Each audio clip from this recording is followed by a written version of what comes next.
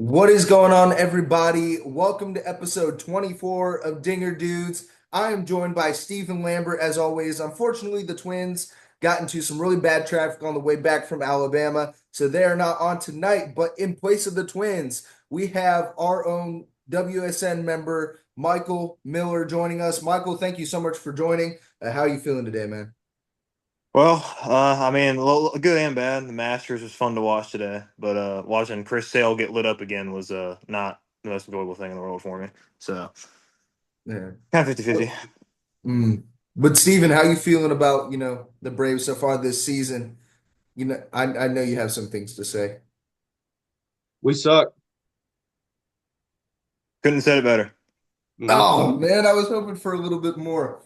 But to start off this episode, I actually want to bring up some MLB hot takes that were sent in by some of the viewers, and I'm going to start with Michael Miller's hot take that he actually sent to me before he was going to join the podcast. And Steven, I want your thoughts on this. I think it's a pretty valid hot take. Nick Allen of the Atlanta Braves is an all-star this season. That's insane. That's insane. I don't think Nick Allen. I don't think Nick Allen's going to get to that point, big dog. I'm not going to lie to you. Nick Allen's a guy that he's valuable in a sense that he's a base hit type of guy, but he's a platoon player, man. He's going to be sharing starts with Orlando Arcia. So, uh, first part, I don't think he's going to get enough playing time in order to build up the statistics that's a need for to get enough votes for the All Star game and get enough attention from the coaches to get like a honorable uh move into the All Star game. The only Braves player, in my opinion, that deserves an All Star slot, at least from the first 2 weeks, is Schwellenbach. And anybody else is just they're going to have to really step up in order to get an All Star selection this year.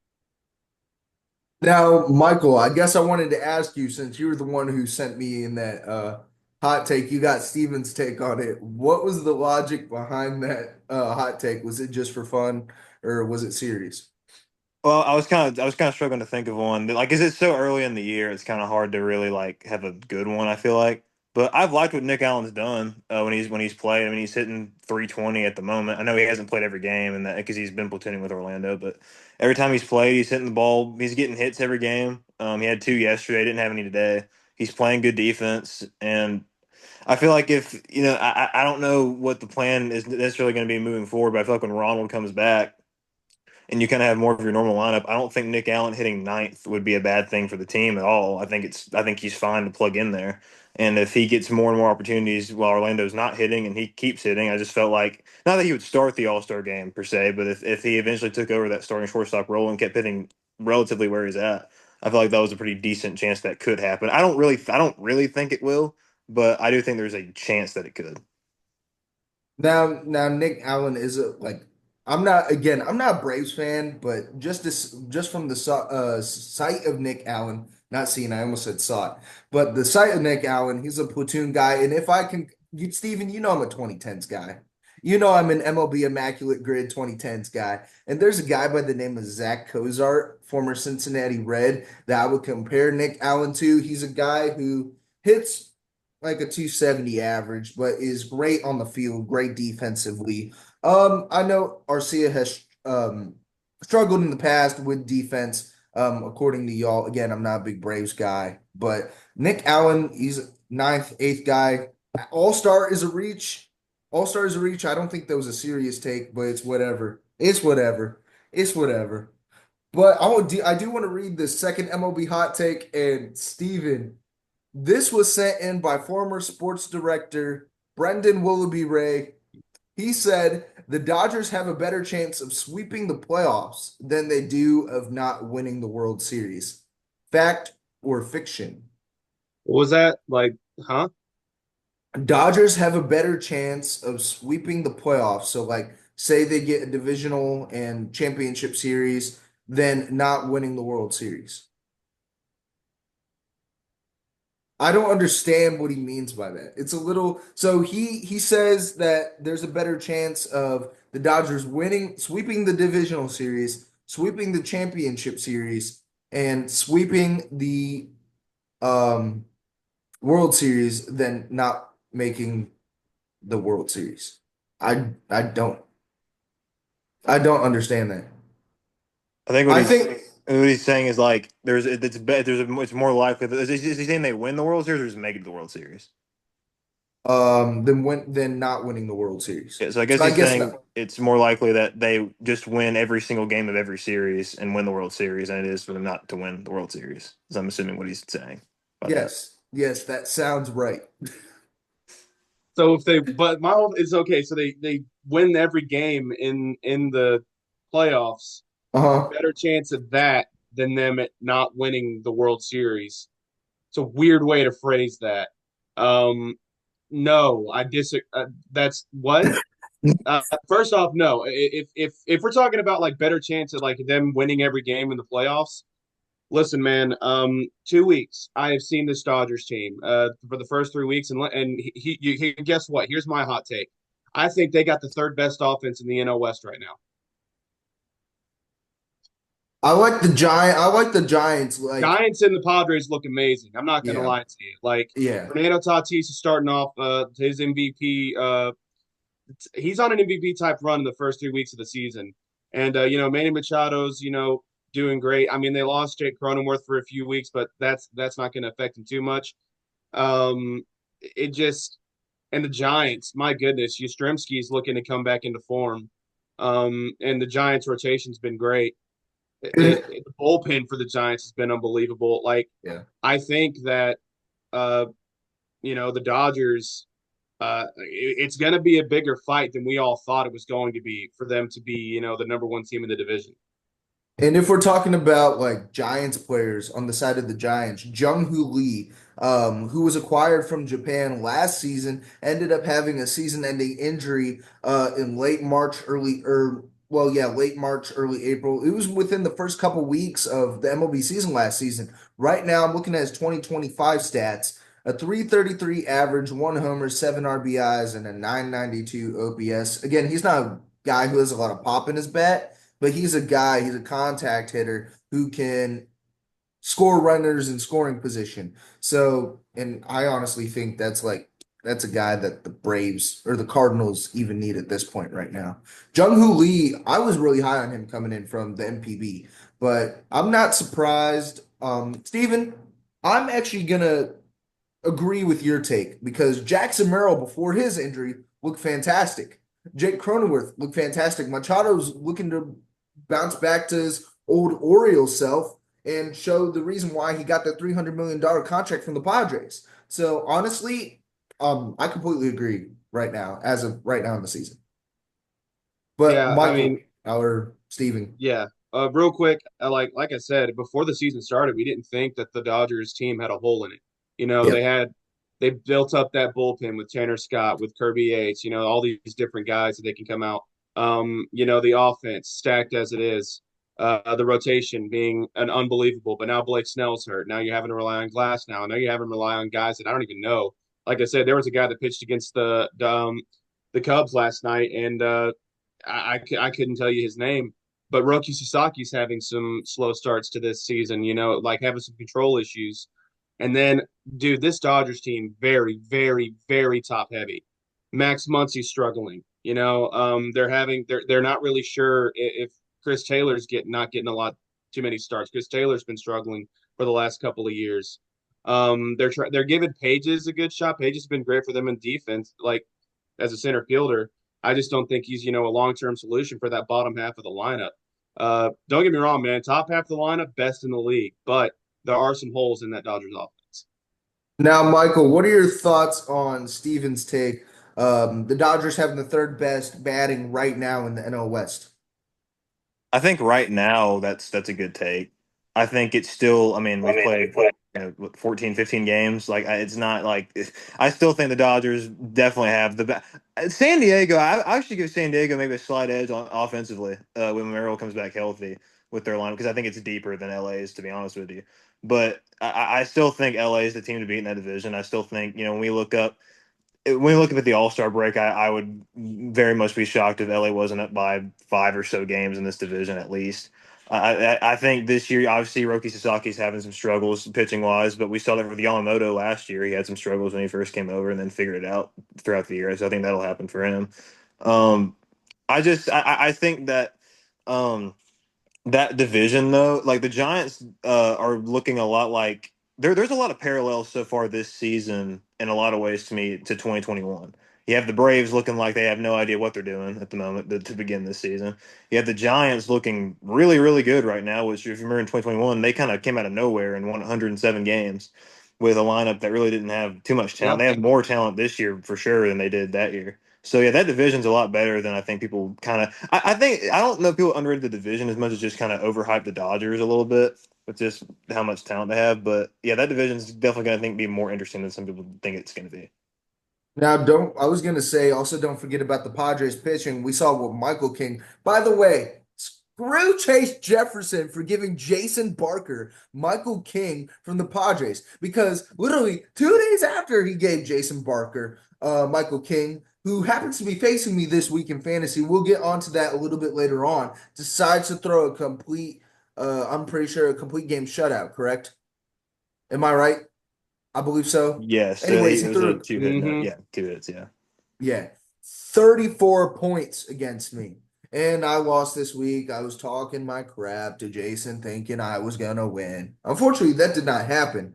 But yeah, don't forget about the Padres pitching. And when you Darvish comes back, again, he's a guy who can get you 9 wins. Not saying he's the pitcher he once was, but you Darvish is a serviceable like 3-4 guy as well. So I wouldn't forget about that. But I do want to get into some other way too early hot takes. I'm on ESPN as of right now. And for YouTube Braves fans, I said this on an episode of Sports Out of Pocket when we had Dylan Matthews. I said Spencer Schwellenbach was going to be an NL Cy Young candidate and be a top two pitcher for the Braves this season.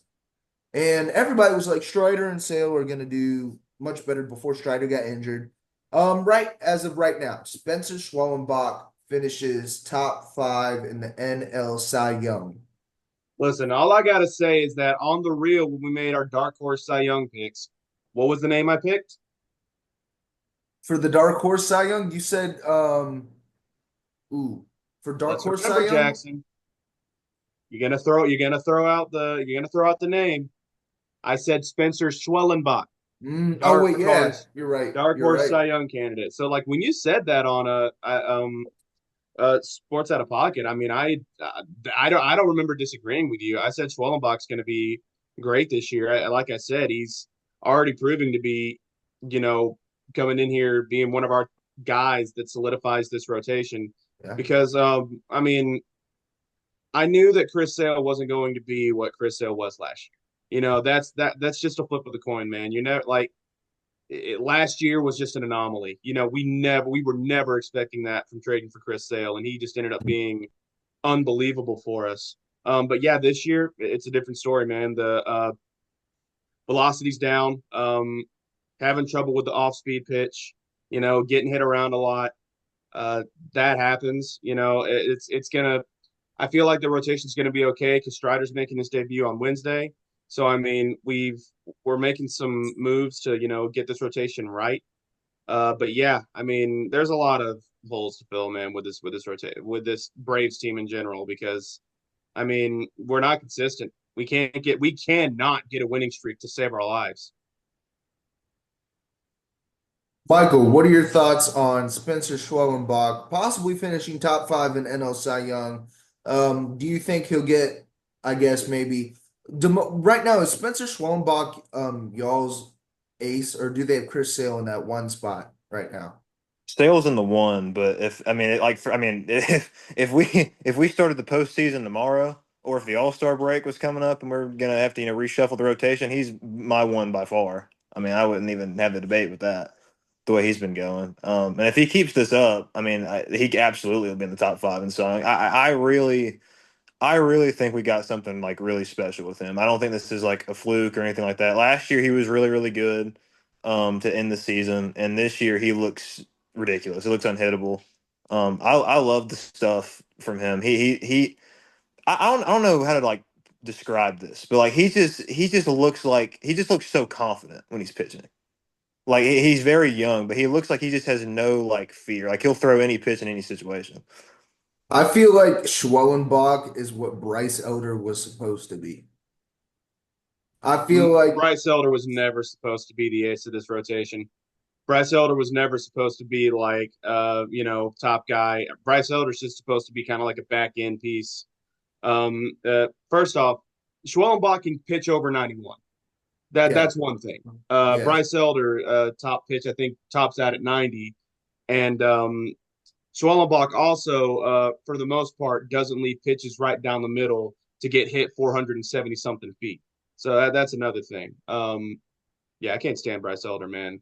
AJ Smith-Shawver got sent down, but if I don't see Bryce Elder's name on that list next, then I'm gonna fly down to the Atlanta headquarters myself, and I'm gonna slap Alex Anthopoulos. But that's just me. Now, Steven, you said that you can't stand Bryce Elder, right? Can't stand him. Bane I of my would, existence. Amen. I bet you can't stand this guy even more. And for the next way too early prediction, bias aside, Pete Alonso is going to set a career high with 135 RBIs and finishes top five in NL MVP voting. Your thoughts? Bias aside, Braves bias aside, but the God, production you've seen from but Pete. dude, I mean, I don't think so, man. Pete Alonso, he's good. He's a hot and cold player. Yeah. He's not a consistent guy. Don't get me wrong, man. Bias aside, Pete Alonso, great power hitter, but the man strikes out a lot. There are going to be moments to where he's going to have stretches to where he's not going to be getting on base a lot. He strikes out a lot. I mean, sometimes with the off speed pitch, he'll swing right over it. You know, the one thing that I can say with the Braves is that, I mean, there are certain guys that I worry about whenever we're going up against into the division. And, knock on wood here. But Pete Alonso is just not one of those guys that I fear. Like, I fear Juan Soto. I fear Bryce Harper. I'm fearing, got even outside of the division, Jackson Merrill, those types of guys. Pete Alonso, I mean, yeah, if you leave him a pitch, obviously he's going to hit it a long ways. But I'm just not. I don't know, man. Like Pete Alonso is just not one of those guys to where it's just on the top of my list to where I'm just like, got to watch out for this guy. I mean, if you're looking at MVP candidates, you see guys with a high batting average, high homers, high RBIs. Pete Alonso can hit a lot of homers, a lot of RBIs, but he's like a 250 batting average. Hmm. He's a 250 guy. But Michael, again, Braves bias aside, Pete Alonso finishing top five in the NL MVP and 135 RBIs. Yeah, with what you just said was what I was going to bring up. I just don't know if he'll ever have I don't think he'll ever have the average to compete for an MVP. Mm. He's gonna. I mean, I'm sure he'll have another year like 2019 where he hits 50 or so home runs. I wouldn't be shocked to see that ever happen again. He's a great power hitter, like we talked about, but he strikes out a ton. To be honest with you, he's a little Kyle Schwarberish. Either it's a home run or a strikeout to a degree. So it's. I just don't think he'll ever have the average for it. That doesn't mean he's not a great player. I think he's a great Yeah. first baseman. He's one of the best. But I understand the thinking of that hot take because you add Soto to that lineup, so he's got more opportunities. But I don't think he's ever going to be able to have the average for it. Yeah. But you talked about MVPs as well, Michael. And I want to bring up a former MVP for this next way too early prediction. I wish he would just have a full healthy season. He hasn't had one since like 2019, pre-COVID. I want to bring up Mike Trout. Mike Trout right now has made the transition to right field after leaving center field. And it says right here, Mike Trout will win his first Gold Glove. He's won a Silver Slugger. He's won an MVP, but he's been an All-Star, but he's never won a Gold Glove. Do you think Mike Trout wins his first Gold Glove this season from what you've seen from his defensive production? I could absolutely see it. I don't know if it'll happen, but I think it's very, very possible. And I think playing right field. I mean, I before the season started, I was thrilled to hear that he was playing right field or moving over there because I think one, it was going to keep him healthy, and hopefully it does. But also he doesn't have to cover as much ground over there. And he played great. I thought he played great defense in center field regardless. I was kind of surprised. I actually kind of thought he did have a Gold Glove in there somewhere. I was kind of surprised earlier this year when I found out he actually didn't have one. So I wouldn't say I would predict him to win one this year, but I could absolutely see him winning one. Steven. I mean, yeah, sure. I mean, I could see it definitely. I just, it's just one of those things to where like Mike Trout, he's obviously one of those guys you want in the outfield, but also, man, veteran. Like I think he's great, still great defensively, but I mean, getting up there. I mean, what is he like? He's now a 10-year veteran in this league. Yeah. Um, usually those Gold Gloves, like if you're talking like veterans, I don't usually see veteran outfielders getting a lot of Gold Gloves. I see some like veteran infielders, like for Nolan Arenado, great example. Doesn't matter how old the man gets, he's still going to be one of the best defensive third basemen in the league, no matter how old he is. But for outfielders, man, there's going to be some times to where like I feel like MLB is going to look at those guys that are flashy, guys that are just young and athletic, making unbelievable catches in the outfield. I mean, uh, again, National League, one of the great examples is already making like two catch of the years is the Miami center fielder. This is where we need Ginger Jack here. I can't remember his name, but two unbelievable catches already this year. That's an early Gold Glove right there. But yeah, Mike Trout maybe. I just don't see it happening. Now I understand, Steven. You said this is 10th year in the league. This is 14th. This is 14th. He made his debut at the age of 19. And if he has not won a Gold Glove so far, I don't think he ever will. But speaking of the Los Angeles Angels, final way too early prediction. Right now, the Angels are 9-6, and they have recently acquired Ian Anderson. They also have guys in their pitching rotation like Kyle Hendricks. 35 ERA for Ian. 35 ERA. Yep, but he didn't pitch too bad in his last outing. He didn't pitch too bad in I his didn't last see it. outing. He got lit up by the Cardinals. Hey, he got lit up by the Cardinals. But with this Angels lineup, Mike Trout is producing like old Mike Trout. A guy by the name of Kyron Paris, who's a 23-year-old phenom, 5 homers, 8 RBIs. The last time I checked, and even without Rendon is terrible. But this Angels production is looking fantastic. Do y'all think they keep this up? Do you think they keep this up?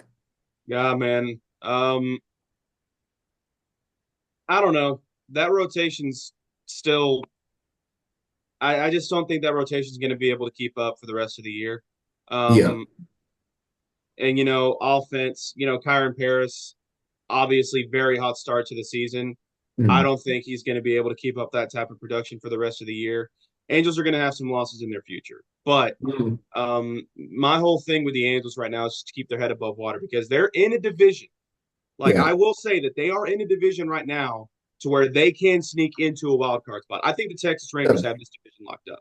I really do. If we're talking too early predictions, I think the Rangers got the AL. Is it AL West? The West. AL West. I think the Rangers got that division locked up. But if the Angels can just keep their head above water, if they can just stay above 500, Hmm. and like if they can, like I think the goal for them, if they can somehow, some way get to 85 wins, they're a wild card team. They haven't made the playoffs since 2014, where they went 98 and 64. And in 2014, they were like a top two team in the American League that season because they had Pujols, they had Josh Hamilton, they had Mike Trout, young Mike Trout, and they get swept in the ALDS. So I don't really know. I think they sneak in with an 85, 86. I think they can make a wild card push. It just matters about the pitching, not necessarily about the batting. But Michael, your thoughts on the Angels so far this season? Yeah, I mean, I think it's a great start for him. I don't think it's going to keep up. I have them around an 80, 81 win team. I think they're pretty average. The lineup, they got some good pieces. I think Jorge Soler is a good piece. Mhm. Travis and Logan Hoppy is a really underrated catching platoon, in my opinion. Yeah. And then of course Mike Trout. So I like what they've done to start the year, but I still think there's just nowhere near the depth in the lineup they need, or pitching rotation, or bullpen. Um, I feel like if they have a 9-6 stretch of games in the middle of July, it's like, oh, they're having a good month, but then like no one's really gonna. There's not gonna be a headline. It's just because you're starting the year off 9-6. So I don't think it's gonna last too much longer for them. But I do think they'll have like an 80, 81 win season, which is improvement. So they keep improving slowly. Angels have a good young core because they also have guys like Joe Adell, Nolan Chanel, who's right now performing like a top five first baseman in all MLB. I wanted to give a quick hot take before we transition into Steven's favorite segment, fantasy baseball. Um, but related to the Atlanta Braves, the Braves make a historic comeback and make the playoffs, starting with Historic is crazy. 7 games Um, under whoever 500 in April. whoever never been wants to done go first. before. 0-7, being able to make the playoffs. Team's capable of it, man. They are. They are. It's just the fact of getting every piece together because if it's not one thing, it's another thing, you know. Because today, for instance, the offense was able to get hot, and Matt Olson just missed taking the lead by like what was it, a foot? Uh, we're getting unlucky, man. That there's some shots that just aren't going our way. Like we're hitting the ball pretty consistently now. I mean, we're getting a lot more contact. That's one thing about this team. Um, it's just the fact of like this bullpen is just like just when you think you got things figured out, you get De Los Santos giving up 5 runs today. It's just that's where we are right now as a team. We cannot for some reason stretch wins together. Do I think that's going to change? Absolutely. I mean, here's the thing: it's going to take a while. We are going to have to go through crap for May until like the first part of June. We are going to go through a very rough stage of us being very inconsistent. But I really believe that once Acuna, gets his legs under him, Strider comes back, we have Schwellenbach. I think Chris Sale's going to muster up, the the goal that he needs to get back to where he is and to at least get some consistency there. And I think this Braves team will be all right. I really do. It's just a matter. Also, man, there's a guy that's going on. That's kind of going for power right now. That's a very underrated signing. We signed him for $1.5 million, and we're not using him right now. I think Verdugo gets about a couple more starts with Gwinnett before he's about getting brought up, and Mm. we got to start using him in the outfield. And I think Verdugo might be like a little bit more of an answer because right now Kelnick and De La Cruz, I'm sorry, I, I'm not getting any type of production that I'm going to need from both of them for them to stay with this ball club. Michael. Yes, I agree. I think if for me sitting right now, I feel like we've kind of the way we're playing. I think Steven's completely right. I think we're going to turn it on about mid June and really get going. So my big thing is right now. I feel like this team. I don't think we're going to win the division again. I feel like Philly is going to lock that up for a second straight year. I do think we're going to host a wild card series this year. I don't think we're going to have to go on the road this time. I think we're going to play well enough to host a wild card series. Or unless is that no, yeah, you get one wild card, yeah, not the because the division. I couldn't remember if there was a um. I know the 3 seeds a division champion, but the 4 seeds wild card team. So yeah, well, I think we'll get that this year. In terms of the outfit, I will say this: I'm a big Jared Kelenic guy. I was last year. It's frustrating to me because I feel like I know that we've kind of done this platoon thing with him. Did it last year with Duvall, this year Dale Cruz. I would like to see Kelnick just get to play every day. And I know that right now we don't really have. I don't feel like we have the opportunity to do that right now because you kind of dug yourself a little bit of a hole earlier in the year. But I do. Part of me just kind of wonders what would happen if you let Kelnick play every single day. I think the potential is there. I think you see flashes up from time to time. He's had good at bats this season, so I would be curious to see if you just let Kelnick just play against lefties, play every day, don't platoon him, and just see what happens. So, what do you, I guess, to push for a wild card spot, because you still have the New York Mets. The Philadelphia Phillies pitching rotation is looking great. Like Christopher Sanchez, outside of Aaron Nola, it's looking great. Jesus Luzardo, you knew he needed a change of scenery.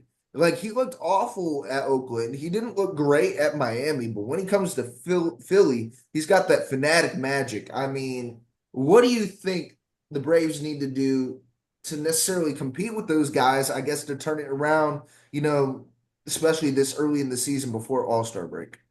Who you did in Atlanta? You were able to beat like a top 5 pitcher in the world in Zach Yeah. Wheeler. Um, and then you were able to fight. Like I said, Schwellenbach was able to go toe to toe with a very tough. Taiwan Walker's having a good start to the season as well. He was able to shut us down for a while, but Schwellenbach was right there with him. Uh, Again, this Phillies lineup is unbelievable, man. 1 through 7, that might be one of the best offenses in the league, man. It's very tough to pitch against that rotation or pitch against that lineup. Um, I think that once everything's at full strength, because we're not at full strength yet. Strider's making his debut on Wednesday. We got Swellenbach, Chris Sale. I think I don't know what I think Grant Holmes is still going to be able to pitch for us. Bryce Elder's got to go, but I think that once this team is at full strength, I truly believe as a fan, man. Like, don't get me wrong, bias aside, this Braves team's capable of competing against any rotation, any offense. Like when this team's at full strength, they can go toe to toe with just about any team in the league. Now, I'll Michael, add on to that too. Like I think I don't know. I mean, just sitting here watching this team, like it's just like everybody that's playing right now. Even though we're not full strength, the guys that are struggling are better than what they're doing. Like that, that's just so frustrating about it, is that I mean, like I don't know what it is. I'm not gonna tell you I know the answer to it, but Matt Olson looks like he has something just fundamentally wrong with his swing. This is not the Matt Olson this year and last year, or not the Matt Olson that I saw the first 2 years in Atlanta or when he was in Oakland. So I don't know what's going on with his swing, but it just looks a tick off. And I feel like Austin's kind of the same way. I feel like a lot of guys are just kind of it's like this thing's just like one tick off of what they're capable of. but I'm looking at it at this point. The Braves sincerely need to turn it around because I'm looking at this NL West division. And as you mentioned, Padres, Giants, Dodgers are looking like playoff teams. And then you got the Cubs who are looking fantastic, especially with Kyle Tucker, the acquisition of Kyle Tucker. And then they're either going to have to maybe either win their division or hope for a fall off from an NL West team for the Braves to make the playoffs. Now, for the Cardinals, I don't think they're making the playoffs. Their bats are looking great. Bullpen sucks. I mean, that's been a consistent thing for the Cardinals. And, we have about 5 minutes left. And I know this is Steven's favorite segment. And Michael, a reason why I wanted to bring you on is because you're God, we don't have also too in much this. longer. I can't stand that, dude. This sucks. Fantasy baseball sucks. When you're having to start like I am, and Get it's not that. even under my control. There's just nothing I can do. No, well, so Stephen, if you want to give a little update to the viewers of your team so far. Let me just throw out a few names. Jurickson Profar, Jake Cronenworth, Tel Marte, Aaron Getty, Justin Steele, Reynaldo Lopez. All of them within the first 3 weeks of the season, all hurt. All either on the injured list or they're all out for the season. Justin Steele just got announced today; he's out for the season. Jurickson Profar decided to be sorry for insulting him, a little idiot, and taking PEDs, and now he's out for 80 games. You've got he's done. Reynaldo Lopez, shoulder injuries. He's pretty much done for the year. Aaron Getty, I picked him up off of waivers. He pitched 1 game for me, dropped 3 points, and now he's out with a broken thumb. Uh, I'm trying to pick up pitchers off of waivers. People keep outbidding me. I dropped $100 on a. I remember who it was. I dropped $100 on. It was it Perez. It wasn't Perez. It might have been Perez. Was Not it sure, Martin but Perez? I think so. Maybe I think I dropped $100 on either him or I want to say it was Perez. No. It was Mize, the Detroit pitcher. But then Brandon Willoughby Ray dropped $126 Oh on it. But yeah. Mize only got 5 points anyway, so it really doesn't make a difference. Um, it's frustrating. Like right now, I'm dealing with 4 pitchers until I can somehow find a way to get some pitchers on my team. I might just have to go after some relievers, just somebody that doesn't, because I'm not trying to blow the bank. I'm not trying to just drop $300 on a guy that's maybe dropped 10 points for me. Yeah. It's just very frustrating, man. Dealing with injuries, nothing I can really do. I'm going to lose today because Otani and Dansby can't swing a bat to save their life right now, at least in this game. Combined 0 for 7 with 2 strikeouts. And then Tommy Edmonds playing out of his mind. So yeah, gonna start 0-3. Sucks. I think I drafted one of the top. I think at starting this year, I think my offense, this lineup is capable of being a top 5, but it's just that's just how the cards are falling for me right now. Well, Michael, on a lighter light, I'm about to lose to Jason Barker, 2-1. I scored 250 points. Again, it wasn't enough to beat Jason Barker's 309. Again, thank you, Chase, for giving him Michael King. Not. But the lights right now, Josh Naylor, top 5 first baseman. And my pitching's looking really solid, and I drafted Max Fried, Cole Reagans, And Jack Flaherty's looking fantastic as well. And I think Jack Flaherty is having a better start to the season. Might end up having a better season than Paul Skeens. And I'm sticking to that. I know what I told Philip, and I'm sticking to that. Michael, how's your team going very quick before we got to end this meeting? Yeah, I'm having a lot of fun so far, actually. I'm 3-0, or going to be 3-0 after tonight. Um, a lot of people, including Philip and Jason, gave me a lot of heat about taking Logan O'Hoppe in the draft, and I felt confident about it. And he's been hitting the ball really well and getting points for me Or every couple Sean of days. Murphy? Yeah, maybe. maybe, but I honestly I may buy a Logan O'Hoppe jersey when this season's over if he keeps this up because it's become kind of a joke at this point. But yeah, I felt really good about my team. Garrett Crochet pitched really well today. He's been good so far this year, and Jose Ramirez has been good. Jackson Merrill before he got hurt was hitting the ball well. Ozuna, even Nick Castellanos. So I wasn't thrilled about having to pick him, but he's had a very good season so far this year. So I like my team a lot. I mean, it's good you like your team. I'm doing much better than last season. I've lost the past two seasons. Steven, I'm praying for you, man. I hope you make a bounce back because I don't want to see you lose. Honestly, I'd rather see Jason Barker lose, but that's not going to happen.